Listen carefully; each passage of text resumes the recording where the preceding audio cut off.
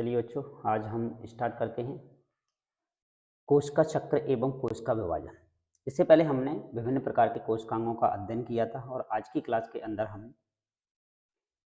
Biology के इस general science के पोर्शन के अंदर हम अर्धसूत्री विभाजन, समसूत्री विभाजन और असूत्री विभाजन क्या होता है इनके बारे में चर्चा करने वाले हैं। और दूसरा, कोशिका चक्र क्या है, हमारा कोशिका किस तरीके से विभाजित होती है, इनके बारे में हम आज आपसे चर्चा करने वाले हैं। तो सबसे पहले हम बात करने वाले हैं कि ये कोशिका चक्र क्या होता है। तो कोशिका चक्र की यदि बात की जाए तो कोशिका चक्र का मतलब ये है कि एक कोशिका अपने जीवन काल में क्या काम कर रही है। जब से कोशिका का जन्म हुआ है तब से मृत्यु तक की जो घटनाएं कोशिका के साथ जो हो रही हैं, वो सारी घटनाएं हम इस कोशिका चक्र के अंदर पढ़ने वाले हैं, जिसे हम कह देते हैं क्या, कोशिका चक्र। कोशिका चक्र, सेल साइकिल, सेल साइकिल, ठीक है। अब इस सेल साइकिल के अंदर कोशिका अपने पूरे जीवन काल में, जब से उसने जन्म लिया है तो उसका विकास होने वाला है, वृद्धि होने वाली है, फिर कोशिका विभाजित होने वाली है, नई नई कोशिकाओं का निर्माण करने वाली है और फिर कोशिका की क्या हो जाएगी, बाद में मृत्यु हो जाएगी। इस पूरी घटना को हम नाम दे देते हैं क्या, कोशिका चक्र। अब इस कोशिका चक्र को दो अवस्थाओं में बांटा गया है। पहली अवस्था की यदि हम बात करें तो पहली अवस्था में कोशिका विभाजन की क्या करती है, तैयारी करती है। जैसे ही कोशिका का जन्म हुआ और जन्म होने के बाद कोशिका विभाजन की तैयारी करती है। ये कोशिका का जैसे ही जन्म होने के बाद काम होना है। इस विभाजन की जो तैयारी करती है, इस अवस्था को हम इंटरफेज कहते हैं। भाई याद रखना है आपको, इंटरफेज अवस्था कहते हैं, या फिर इसको हिंदी में बोला जाए तो अंतरा अवस्था इसको बोला जाता है, अंतरावस्था। तो जिस अवस्था के अंदर कोशिका का जन्म होकर और जन्म होकर उसके जो विभाजन की तैयारी होती है, उस अवस्था को हमने नाम दे दिया इसकी, क्योंकि इंटरफेज अवस्था। दूसरी अवस्था आ जाती है जिसको हम इसकी विभाजन अवस्था कहते हैं। विभाजन विभाजन अवस्था इसको बोला जाता है, जिसे हम डिवीजन फेज इसकी कहते हैं। डिवीजन। अब कोशिका क्या करेगी भाई, विभाजन करेगी। पहले विभाजन की पूरी तैयारी, क्या क्या कोशिका के अंदर निर्माण होने वाला है, तो हम इसको बोल देते हैं क्या, विभाजन अवस्था। ठीक है, इसका नाम दे दिया जाता है फिर विभाजन अवस्था। ठीक है, ये दो अवस्थाओं के अंदर हम इस पूरे कोशिका चक्र या सेल साइकिल के बारे में क्या करते हैं, चर्चा करते हैं। और इस अवस्था में फिर कोशिका क्या हो जाती है, हमारी विभाजित हो जाती है। ठीक है, जो विभाजन अवस्था होने वाली है उसमें कोशिका क्या हो जाएगी, विभाजित। या तो एक कोशिका विभाजित होकर दो कोशिका बनाएगी, या फिर एक कोशिका से चार कोशिकाएं का निर्माण होगा। ये डिपेंड करेगा कि इसके अंदर कौन से प्रकार का विभाजन हो रहा है, समसूत्री विभाजन हो रहा है या अर्धसूत्री विभाजन हो रहा है या असूत्री विभाजन हो रहा है। तो इसमें कोशिका विभाजित हो जाती है। तो लिख लेते हैं इसमें पॉइंट को, कोशिका विभाजित हो जाती है, विभाजित इस अवस्था के अंदर। ठीक है, और अपने ही जैसी कोशिकाओं का भी निर्माण कर सकती है और डिफरेंट टाइप की कोशिकाओं का भी क्या हो सकता है, निर्माण हो सकता है। क्लियर। दूसरे पॉइंट की बात करते हैं। अब हमारी जो इंटरफेज अवस्था है, जिसमें कोशिका एवं विभाजन की अपनी तैयारी कर रही है, नई नई संरचनाओं का कोशिकाओं के अंदर क्या हो रहा है, निर्माण हो रहा है, उस अवस्था को हमने तीन भागों में बांट रखा है। जिसमें सबसे पहली अवस्था को तो हम बोलते हैं जीवन अवस्था, जीवन अवस्था। इसकी जो दूसरी अवस्था है ना, उसको हम कहते हैं एस अवस्था, एस अवस्था। और इसकी जो तीसरी अवस्था है ना, उसे हम बोलते हैं G2 अवस्था, G2 अवस्था। मतलब हमारे पास जो इंटरफेज है ना, उसको हमने तीन अवस्थाओं के अंदर बांट रखा है। और यदि हम उन तीन अवस्थाओं की यदि बात करें तो पहली अवस्था जो है ना, जीवन अवस्था, इसके अंदर क्या होने वाला है भाई, इसके अंदर आरएनए, प्रोटीन, एटीपी का संश्लेषण होता है, याद रखना है। इसके अंदर आरएनए, प्रोटीन, एटीपी का संश्लेषण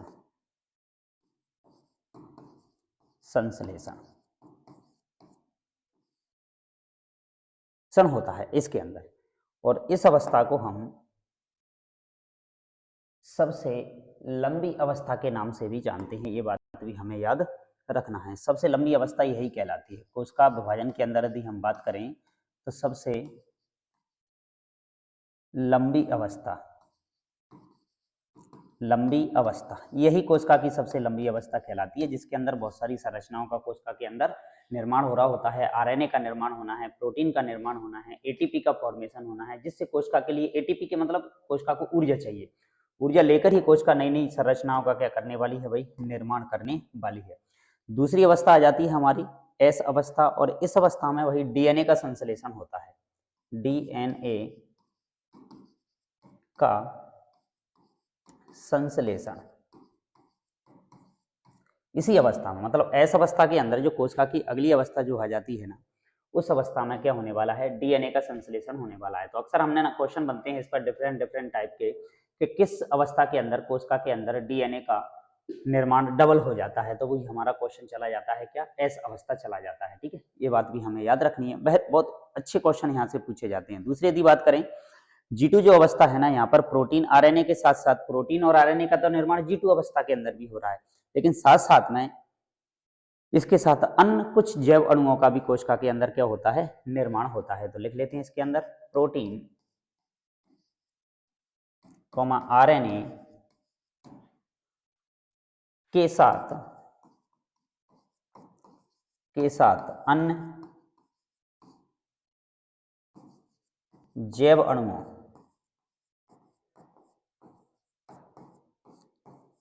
का भी निर्माण होता है इसके अंदर। ये अवस्था में हमें याद रखना है भाई इसके अंदर। ठीक है, तो ये थी हमारी सेल साइकिल वाली अवस्था कि भाई कोशिका जो पूरा जीवन काल है, जिसमें कोशिका अपनी वृद्धि विकास करेगी, और वृद्धि विकास कर फिर नई नई कोशिकाओं का क्या करेगी, निर्माण करेगी। इस पूरे चक्र को हम कोशिका चक्र या सेल साइकिल के नाम से जानते हैं। सेल साइकिल हमारी दो अवस्थाओं से मिलकर बना है। पहले के अंदर क्या करने वाली है, कोशिका का जन्म होगा, जन्म होते ही कोशिका अपनी विभाजन के लिए नई नई संरचनाओं का निर्माण करेगी, जिसे हम इंटरफेज कहेंगे। और इंटरफेज हमारी तीन अवस्थाएं कहलाती हैं, जीवन अवस्था, एस अवस्था और G2 अवस्था। जीवन अवस्था के अंदर आरएनए, प्रोटीन, एटीपी का संश्लेषण होगा, और ये इसकी सबसे लंबी अवस्था कहलाती है, क्वेश्चन पूछा जाता है। एस अवस्था के अंदर डीएनए का संश्लेषण होता है, और G2 अवस्था के अंदर प्रोटीन, आरएनए के साथ साथ कुछ अन्य जैव अणुओं का भी क्या होता है, निर्माण। दूसरी है विभाजन अवस्था, डिवीजन अवस्था जिसको हम बोलते हैं। इसमें कोशिका क्या हो जाती है, फिर ये सारी संरचनाओं का जब कोशिका के अंदर निर्माण हो जाता है, कोशिका परिपक्व हो जाती है, परिपक्व होकर कोशिका क्या हो जाती है, विभाजित हो जाती है। और जब एक कोशिका विभाजित होगी तो या तो वो दो कोशिकाओं का निर्माण करेगी, या फिर एक कोशिका से फिर चार कोशिकाओं का क्या होगा भाई, निर्माण होगा। इस तरीके से कोशिकाओं में क्या होता है, विभाजन होता है। इसकी बात हम आगे करने वाले हैं कि कोशिका विभाजन हमारे पास कौन कौन से प्रकार का होता है। ठीक है, तो सबसे पहले हम बात करें इस सेल डिवीजन की, कोशिका विभाजन की। तो अब हमारे पास यहाँ पे आ जाता है क्या, सेल डिवीजन। सेल डिवीजन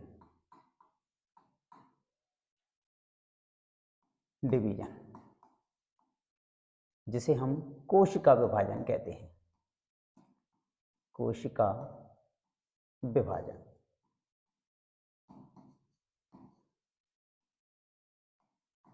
कोशिका विभाजन। इसमें यदि बात की जाए हमारे पास, तो ये कोशिका जो विभाजन है ना, वो हमारे पास तीन तरीके का है। सबसे पहले विभाजन की हम बात करते हैं आपसे। सबसे पहला विभाजन है हमारे पास, जिसको हम बोल देते हैं क्या, समसूत्री विभाजन। समसूत्री विभाजन, समसूत्री विभाजन। समसूत्री विभाजन को हम इंग्लिश में बोलते हैं माइटोसिस। माइटोसिस, ये माइटोसिस कहलाता है। अब इसके अंदर हम बात करते हैं कि इसके अंदर क्या होने वाला है। इस विभाजन के अंदर क्या होने वाला है। तो सबसे पहले तो हम बात करें जो माइटोसिस नाम है ना, माइटोसिस नाम जो दिया गया था ना, वो दिया गया था किस वैज्ञानिक के द्वारा, याद रखना है हमें, फ्लेमिंग के द्वारा। फ्लेमिंग वैज्ञानिक है हमारे पास, फ्लेमिंग। तो माइटोसिस नाम दिया गया था किसके द्वारा, फ्लेमिंग के द्वारा। दूसरी हम बात करें कि ये जो विभाजन है समसूत्री विभाजन, हमारे शरीर के अंदर दो तरीके की कोशिकाएं हमें देखने को मिलती हैं, एक कायिक कोशिकाएं होती हैं और एक जन्य कोशिकाएं होती हैं।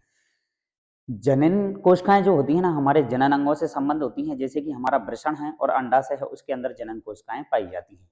उनको छोड़कर शरीर की जितनी भी कोशिकाएं हैं ना, हमारी कायिक कोशिकाएं कहलाती हैं। उन कायिक कोशिकाओं के अंदर जो विभाजन होता है ना, उसे हम क्या कह देते हैं भाई, समसूत्री विभाजन कह देते हैं। तो सबसे पहला पॉइंट हमारे पास इसके अंदर बन जाता है कि यह जो विभाजन है ना, ये कायिक कोशिकाओं के अंदर होता है। कायिक कोशिकाओं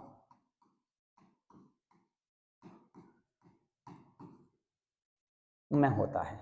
कायिक कोशिकाओं के अंदर जो होने वाला विभाजन है ना, वो हमारा क्या कहलाता है, समसूत्री विभाजन। मतलब हमारे जो और भी अंग हैं, विभिन्न अंगों का निर्माण होने वाला है, शरीर का कोई आंतरिक अंग है हमारे पास, भारी अंग है कोई, हाथ पैर मसल्स मांसपेशियां जो हैं, उनके अंदर जो कोशिकाएं हमारी पाई जाती है ना, वो क्या कहलाती हैं, कायिक कोशिकाएं कहलाती हैं। जनन अंगों को छोड़कर पूरी बॉडी के अंदर जो कोशिकाएं हैं ना हमारे पास, उन सभी कोशिकाओं के अंदर क्या होता है, हमारा कायिक विभाजन होता है, जिसे हम समसूत्री विभाजन के नाम से जानते हैं। इसमें क्या होता है, इसमें एक कोशिका से दो कोशिकाओं का निर्माण होता है। तो अगले पॉइंट में हम लिख लेते हैं कि एक कोशिका से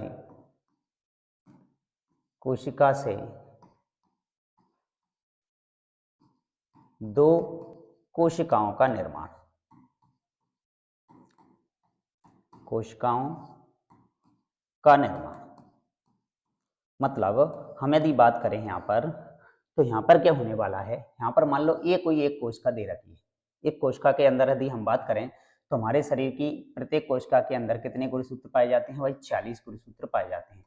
और ये कोशिका जब विभाजित होती है तो अपने ही समान हूबहू उतने ही इसके अंदर गुणसूत्र रहने वाले हैं, 40 गुणसूत्र अपने ही समान हूबहू रंग रूप में समान कोशिकाओं का निर्माण करती है। तो मतलब एक कोशिका से कितनी कोशिकाओं का निर्माण हुआ, दो कोशिकाओं का निर्माण हुआ, और इसके अंदर गुणसूत्रों की संख्या में कोई परिवर्तन नहीं हुआ, बराबर गुणसूत्र हमें देखने को मिले। तो इस विभाजन को हम नाम दे देते हैं क्या, समसूत्री विभाजन। जैसे कि हमारे शरीर का कोई भी अंग यदि हम ले लेते हैं, उस अंग की हम बात करें, जैसे कि हमारा अंग है एक आमाशय, और आमाशय की कोशिकाओं के अंदर क्या होने वाला है, समसूत्री विभाजन होने वाला है। तो आमाशय की कोशिकाओं का कोई भाग यदि डैमेज हो जाता है तो हूबहू वैसी संरचना वाला हमारा उसी जगह पर निर्माण दूसरी कोशिकाओं का हो जाता है। क्यों, क्योंकि वहां पर कौन सा विभाजन हो रहा है, हमारा कायिक कोशिकाओं में विभाजन हो रहा है, कौन सा, समसूत्री विभाजन।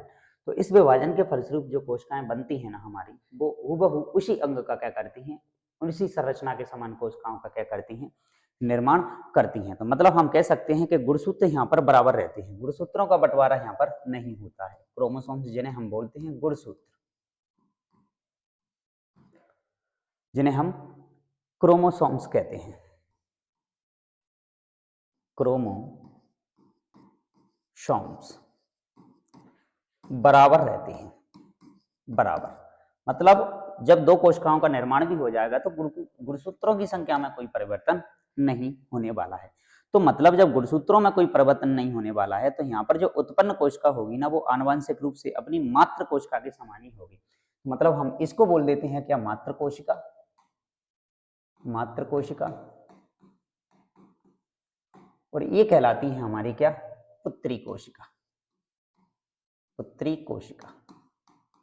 इनको हम बोल देते हैं क्या, पुत्री कोशिका, जिनके अंदर दोनों के अंदर 40 गुणसूत्र पाए जाते हैं। मतलब एक जोड़े में यदि बात करें तो 23 जोड़ी गुणसूत्र पाए जाते हैं। तो 40 गुणसूत्र दोनों कोशिकाओं के अंदर हमें देखने को मिल जाए। मतलब इस तरीके से बंटवारा होने वाला है यहाँ पर, ठीक। दूसरी यदि बात करें, उत्पन्न कोशिका, उत्पन्न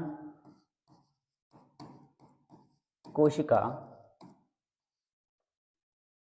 आनुवांशिक रूप से कैसी होने वाली है भाई, समान, आनुवांशिक रूप से समान होगी, उसमें जेनेटिकली कोई परिवर्तन नहीं होने वाला, ठीक। ये बात भी हमें याद रखना है। दूसरी यदि हम बात करें, ये जो विभाजन है ना, इस विभाजन से ही नए नए क्लोन विकसित किए जाते हैं। क्लोन क्लोन विकसित होते हैं। हूबहू उसी संरचना के समान यदि नया जीव बनता है तो उसे हम क्या कह देते हैं?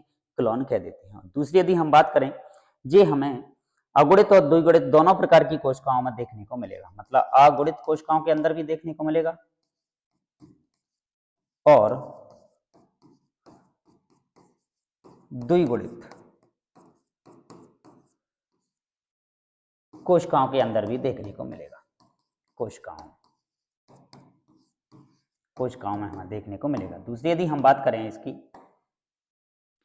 तो ये जो विभाजन है ना हमारा, इस विभाजन की यदि बात करें, ये हमारी यूकैरियोटिक कोशिकाओं में देखने को मिलेगा। यूकैरियोटिक, और इनके बारे में हम पढ़ चुके हैं कि यूकैरियोटिक कोशिकाएं हमारी क्या होती हैं। यूकैरियोटिक सेल में हमें देखने को मिलेगा। ठीक है, ये बात भी हमें याद रखना है। दूसरी यदि हम बात करें, इस माइटोसिस की कुछ अवस्थाएं होती हैं, अलग अलग अवस्था में कोशिका अलग अलग काम करती है, उन अवस्थाओं की हमें नाम याद रखना है। माइटोसिस की अवस्था, माइटोसिस की अवस्था हमें याद रखनी है। क्रम हमें ये याद रखना है। माइटोसिस, जिसे हम क्या कह देते हैं? समसूत्री विभाजन। समसूत्री विभाजन, इसकी अवस्थाओं के बारे में हमें नाम याद रखना है कि कौन कौन सी इसके अंदर अवस्थाएं पाई जाती हैं। सबसे पहली अवस्था की यदि हम बात करें तो जिसे हम बोलते हैं क्या? प्रोफेज। याद रखना है भाई, प्रोफेज पहली अवस्था कहलाती है इसकी क्या? प्रोफेज। दूसरी अवस्था की यदि हम बात करें तो दूसरी अवस्था इसकी कहलाती है मेटाफेज। Metaphase, metaphase. तीसरी अवस्था की यदि हम बात करें तो इसकी तीसरी अवस्था को बोला जाता है एनाफेज। एनाफेज। और चौथी जो अवस्था होती है ना, वो हमारी होती है टीलोफेज। टीलोफेज। और पांचवी अवस्था जो हमारी होती है, इसको बोला जाता है क्या? साइटोकाइनेसिस। साइटोकाइनेसिस। ये अवस्थाएं हमारी जो होती हैं ना, वो कहलाती है हमारी समसूत्री विभाजन की अवस्थाएं, जो कि 5 अवस्थाओं के अंदर समसूत्री कोश का विभाजन क्या होता है? कंप्लीट होता है। क्लियर? दूसरी यदि हम बात करें, समसूत्री विभाजन जो है ना, वो हमारी जनन कोशिका और न्यूरॉन कोशिका को छोड़कर, जनन कोशिका और न्यूरॉन कोशिका यानी तंत्रिका कोशिका, तंत्रिका कोशिका को छोड़कर, कोशिका को छोड़कर सभी कोशिकाओं में देखने को मिलेगा। छोड़कर सभी सेल में पाया जाता है भाई, ये बात हमें याद रखनी है। तो ये थी चर्चा हमारी किसकी? समसूत्री विभाजन की। अगला आ जाता है हमारे पास दूसरा विभाजन है, जिसे हम बोलते हैं क्या? अर्धसूत्री विभाजन। याद रखना है आपको, अर्धसूत्री विभाजन। अर्धसूत्री विभाजन, अर्धसूत्री विभाजन, जिसे हम बोलते हैं मियोसिस। मियोसिस इसको बोला जाता है। अब इस विभाजन की यदि हम बात करें, तो इस विभाजन में यदि हम बात की जाए तो जो नाम जो दिया गया था, नाम अर्धसूत्री विभाजन जो नाम दिया गया था ना, वो 2 वैज्ञानिकों के द्वारा दिया गया 1905 में, जिनके नाम है फार्मर और मूरे। याद रखना है, नाम फार्मर और मूरे। 1905 में, जिसको मियोसिस नाम दिया गया था, यानी अर्धसूत्री नाम इन वैज्ञानिकों के द्वारा दिया गया था। दूसरी बात करें हम इसकी खोज की, तो खोज की गई थी किसके द्वारा? बिजमैन के द्वारा। बिजमैन, बिजमैन के द्वारा इसकी क्या की गई थी? खोज। और इसका जो विस्तृत अध्ययन है, स्टडी जो है, वो स्टडी की गई थी 1888 में स्ट्रासबर्गर द्वारा, बर्गर द्वारा, जो की गई थी 1888 में। ठीक है, इसके बारे में बता दिया गया था अपन को पहले ही, डिटेल स्टडी। ठीक है, तो ये था हमारे पास क्या, तो इसकी यदि बात की जाए तो हमारे पास ये जो विभाजन है ना, इस विभाजन में हम बात करते हैं कि इसके अंदर क्या होने वाला है। तो सबसे पहले तो हम बात करें, ये केवल जनन कोशिकाओं में हमें देखने को मिलेगा, केवल जनन कोशिकाओं में, कोशिकाओं में हमें देखने को मिलेगा। जैसे कि हम बात करें, या तो जी हमें वृषण या फिर अंडाशय, अंडाशय, इनके अंदर हमें देखने को मिलेगा। तो हमारी ये दैहिक कोशिकाओं के अंदर नहीं होता है। ठीक है, दूसरी यदि बात करें इसके बारे में, दूसरा पॉइंट हमारा जो होता है ना, इसमें गुणसूत्रों की संख्या क्या हो जाती है भाई, आधी हो जाती है। याद रखना है, गुण सूत्रों की संख्या आधी हो जाती है यदि मान लो कोशिका के अंदर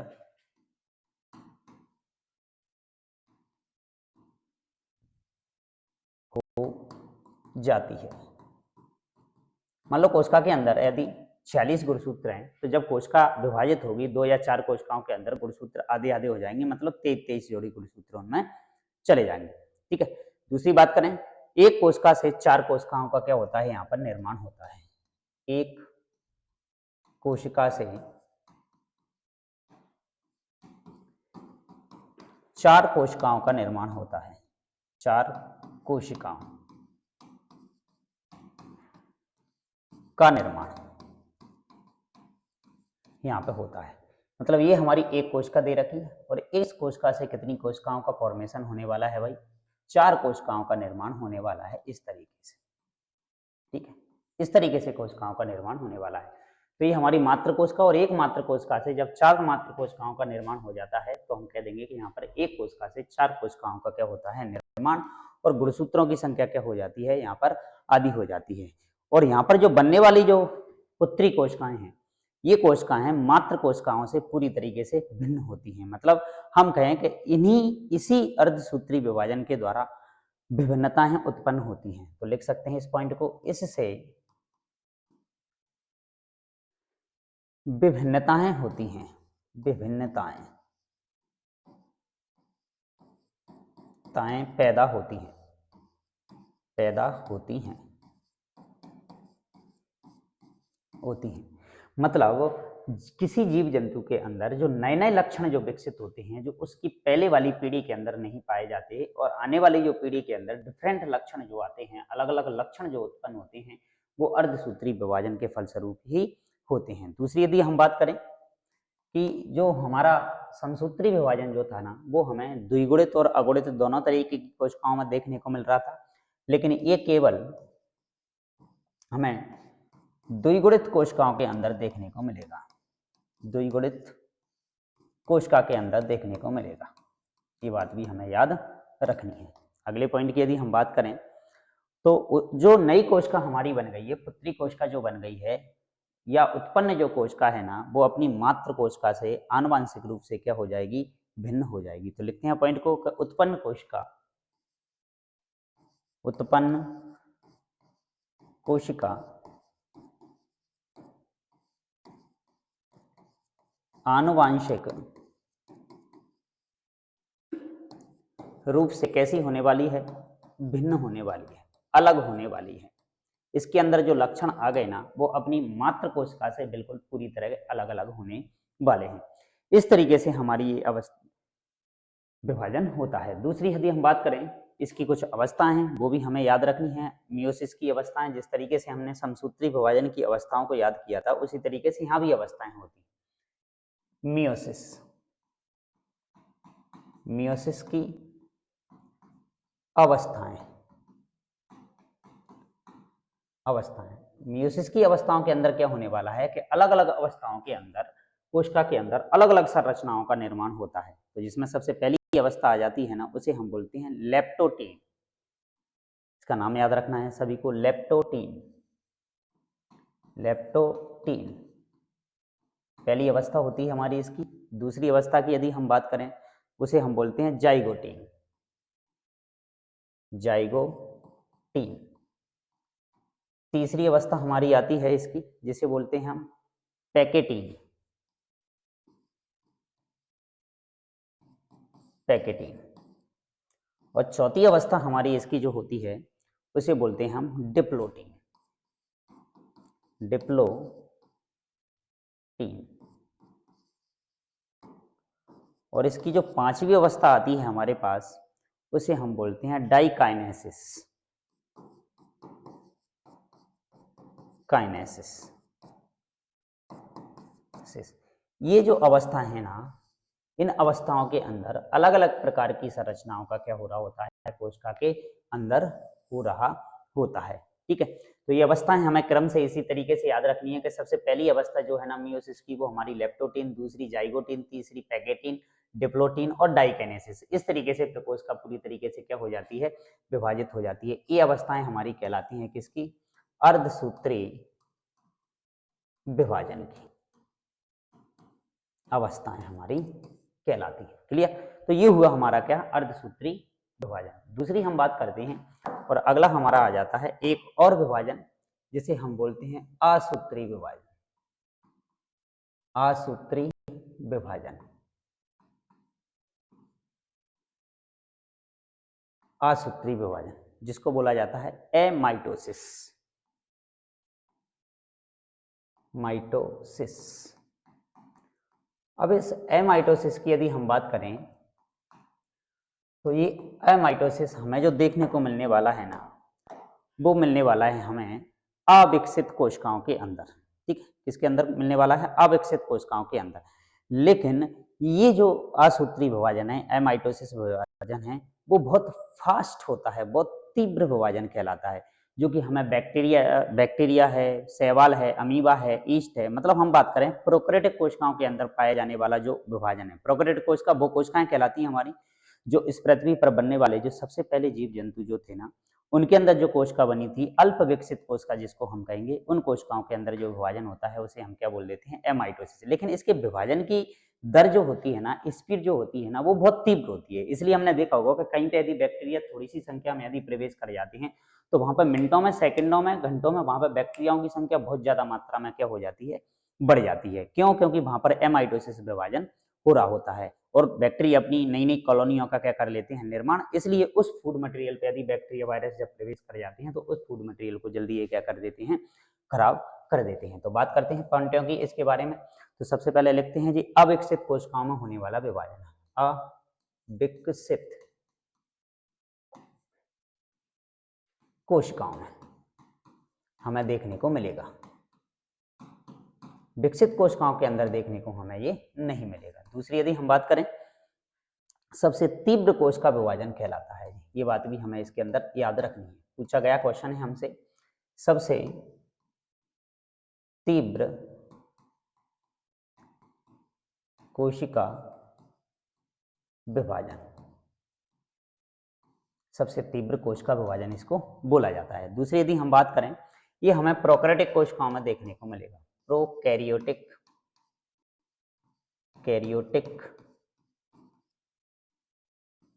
कोशिकाओं में देखने को मिलेगा। जैसे हम बात करें, हमारे पास बैक्टीरिया है जिसे हम जीवाणु बोलते हैं, उसके अंदर भी हमें ये देखने को मिलने वाला है। दूसरी यदि हम बात करें, शैवाल है हमारे पास,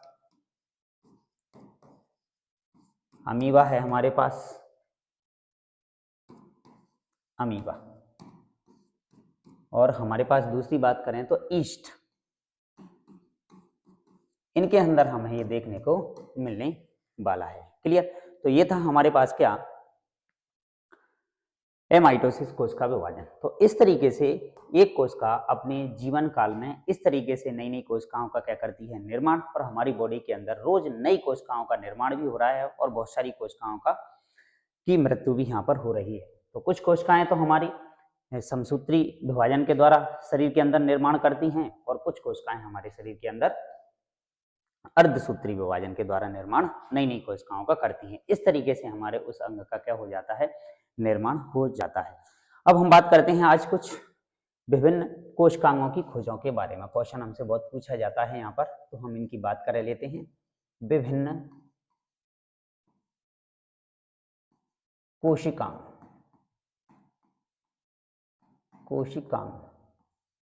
की खोज बात कर लेते हैं। एक साथ हम नोट कर लेते हैं कि इन अलग अलग कोशिकांगों की खोज किसके द्वारा यहाँ पर की गई थी, लेकिन फिर भी हम पढ़ चुके हैं इनके बारे में। तो सबसे पहले आ जाता है हमारा सबसे फर्स्ट नंबर पे माइटोकॉन्ड्रिया।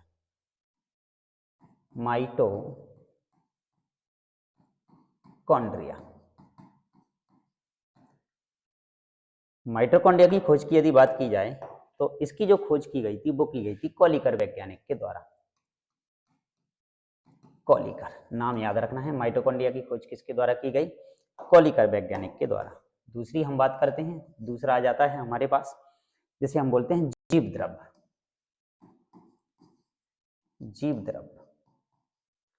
और जो जीव द्रव्य की खोज की गई थी ना, वो की गई थी किसके, पुरकिंजे के द्वारा।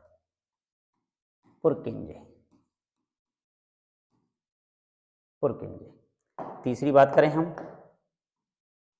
तीसरा आ जाता है हमारे पास सूक्ष्म नलिका,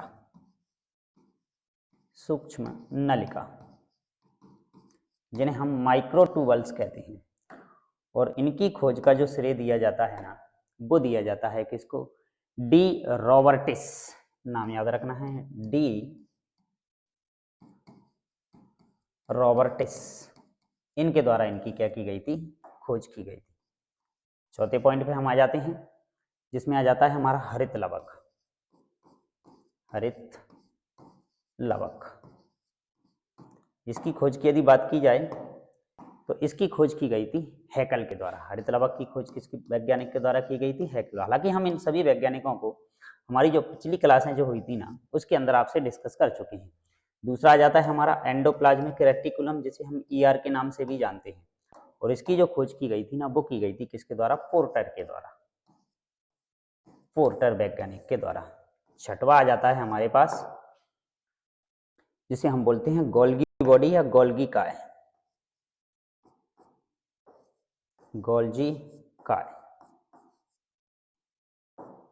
और गोल्गी काय की जो खोज की गई थी ना, वो कैमिलो गोल्गी के द्वारा की गई थी। कैमिलो गोल्गी, इस वैज्ञानिक के द्वारा इसकी खोज की गई थी। ठीक है, आगे बात करते हैं।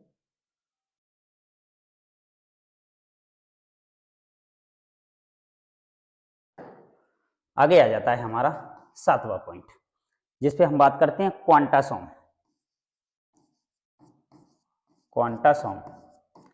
जो कि हमारे लवक जो होते हैं, उनमें से जो हमारा हरित लवक है, उसके अंदर प्रकाश संश्लेषी एक्टिव संरचनाएं जो पाई जाती है ना, उन्हें हम क्वांटासोम कहते हैं, जिसकी खोज जो की गई थी ना, वो पार्क के द्वारा की गई थी। ठीक है, तो ये हमारा अगला पॉइंट हो गया। आगे बात करते हैं हम। आठवीं संरचना हमारे पास आ जाती है, जो कि है तारक काय।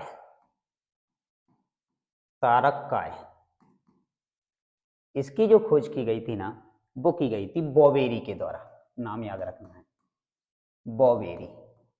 ठीक है, अगला आ जाता है नवा हमारे पास, जिसको हम बोलते हैं लाइसोसोम।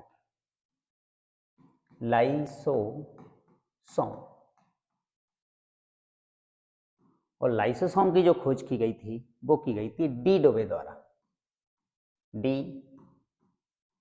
द्वारा। याद रखना है। दसवा आ जाता है हमारे पास, जिसे हम बोलते हैं राइबोसोम। अगला कोशिकांग है हमारे पास राइबोसोम। और राइबोसोम की जो खोज की गई थी ना, वो की गई थी वैज्ञानिक पैलेड के द्वारा। पैलेड। अगला आ जाता है 11वां हमारे पास अगला कोशिकांग, जिसे हम बोलते हैं परऑक्सीसोम।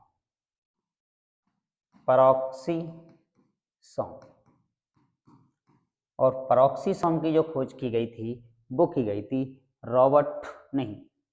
टालबर्ट के द्वारा। ठीक है, अगला आ जाता है हमारे पास केंद्रक। और केंद्रक की जो खोज की गई थी वो की गई थी रॉबर्ट ब्राउन के द्वारा, रॉबर्ट ब्राउन। ठीक है, नेक्स्ट बात करते हैं। नेक्स्ट आ जाता है हमारे पास गुणसूत्र। गुणसूत्र, और गुणसूत्र की खोज जो की गई थी वो की गई थी बाल्डेयर नामक वैज्ञानिक के द्वारा। और अगला आ जाता है हमारे पास कोशिका। और कोशिका की हम बात करें तो कोशिका की जो खोज है ना वो 1665 में रॉबर्ट हुक के द्वारा खोज की गई थी। Hook, Robert Hooke. तो ये कुछ वैज्ञानिक हैं, विभिन्न वैज्ञानिक, इनसे हमसे कहीं ना कहीं क्वेश्चन एग्जाम में पूछा ही गया है कि विभिन्न कोशिकांगों से संबंधित कुछ खोजकर्ताओं के नाम। जैसे माइटोकॉन्ड्रिया की खोज करने वाले हमारे पास क्या है, कॉलिकर। और माइटोकॉन्ड्रिया को हम क्या कहते हैं भाई, हमारा एनर्जी प्रोड्यूस करने वाला है भाई, ऊर्जा ग्रह इसको बोला जाता है, पावर हाउस इसको बोला जाता है, ऊर्जा की फैक्ट्री इसको बोला जाता है। ठीक है, दूसरी हम बात करें जीव द्रव्य की, तो जिसकी खोज पुरकिंजे के द्वारा की गई। सूक्ष्म नलिका है रॉबर्टिस के द्वारा, हरित लवक हैकल, एंडोप्लाज्मिक रेटिकुलम, ईआर जो है ना पोर्टर के द्वारा, गोल्गी बॉडी, गोल्गी काय जिसे हम बोलते हैं, कैमिलो गोल्गी जो थी ब्रिटिश वैज्ञानिक थे हमारे पास। क्वांटोसोम की बात करें तो पार्क के द्वारा, तारक काय बॉवेरी द्वारा, और लाइसोसोम की बात करें तो डी डोवे द्वारा खोज की गई थी। अगला आ जाता है राइबोसोम, पैलेट के द्वारा इनकी खोज की गई थी। और पेरोक्सीसोम टालवर्ट के द्वारा। और केंद्रक हमारा रॉबर्ट ब्राउन ने खोजा था, किसके अंदर, ऑर्किड की जड़ों के अंदर, ये हम पढ़ चुके हैं। गुणसूत्र की खोज बाल्डेयर नामक वैज्ञानिक के द्वारा की गई, और कोशिका रॉबर्ट हुक के द्वारा खोजी गई थी।